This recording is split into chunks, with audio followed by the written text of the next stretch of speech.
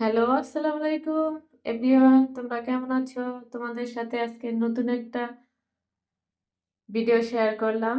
পাকা আম শেষ হওয়ার আগেই কিভাবে এটা সংরক্ষণ করে রাখবা সেটার টিপসটা। যদি ভালো লাগে তাহলে ভিডিওটা লাইক, কমেন্ট এবং শেয়ার করে দিও এবং আমার চ্যানেলটাকে সাবস্ক্রাইব করে দিও। পাকা আম শেষ হয়ে যাওয়ার আগেই এটা আমরা ফ্রিজে ফ্রোজেন করে রাখতে পারি। দেখো আমি কিছু আম কেটে নিলাম। এটা একটা এয়ার কন্টেনার বাটিতে ভরে তারপরে ডিপ ফ্রিজে রেখে দেব।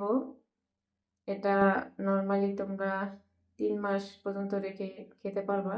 সারা বছরই রাখা যায়, তবে ফ্রিজে খাবার ৯০ দিনের বেশি রাখা উচিত না। তাতে স্বাস্থ্যের জন্য ক্ষতি হয়। তো আমরা নিত্য প্রয়োজনীয় কাজগুলো সহজ করার জন্য ফ্রোজেন খাবার রাখি। যদিও এটা স্বাস্থ্যের জন্য ভালো না, তারপরেও রাখি আরকি ব্যস্ত জীবনে।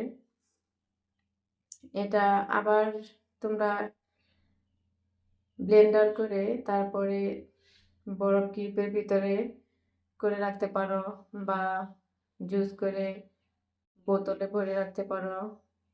দেখো আমি এবার কিছু আম ব্লেন্ডার করে এটা আইস বক্সের ভিতরে ভরে তারপরে ফ্রিজে রাখবো।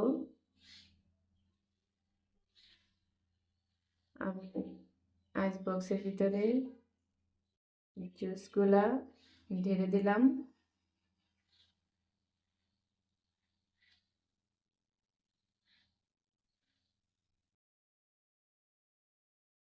তারপরে আমি এটা যেহেতু আইস বক্সের ঢাকনা নাই, এই জন্য ছোট ছোট টুকরো করে ২টা পলি নিয়েছি।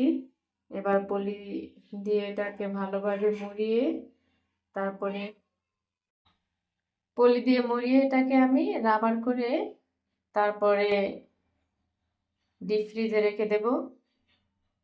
যখন আম শেষ হয়ে যাবে তখন এটা বের করে তারপরে জুসের ভিতরে দিয়ে খাওয়া যাবে।